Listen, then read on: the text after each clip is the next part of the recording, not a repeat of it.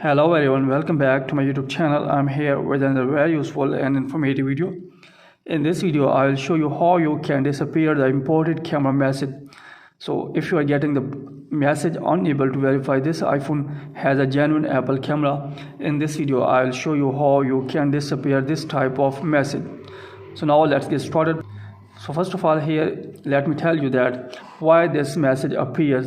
This message appears because when your camera is not genuine and Apple does not support it, when you replace your camera by any unauthorized dealer, you will see this type of message on your camera. So in this video I'll show you how you can fix this problem if you are getting the imported message camera on your iPhone device. So now let's get started how you can disappear this type of notification. First of all, here you will need to open setting of your iPhone device. Then after that, here you will need to scroll it down, tap on general, then tap on software, and here you will have to update your iPhone device to the latest version. Then after updating your device to the latest version, close this tab. Then after that, here you will need to restart your iPhone device.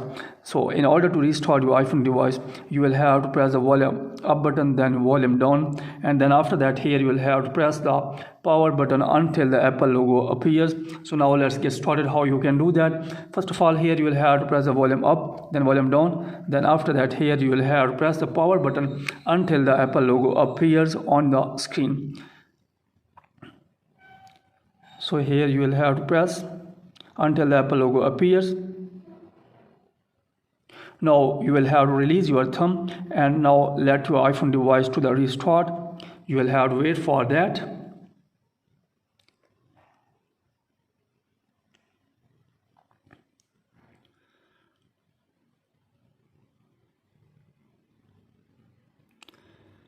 After that, here you will have to unlock your iPhone device. Then after that, here you will have to open camera of your iPhone device. So here you can see that now the imported camera message has been disappeared on my iPhone device.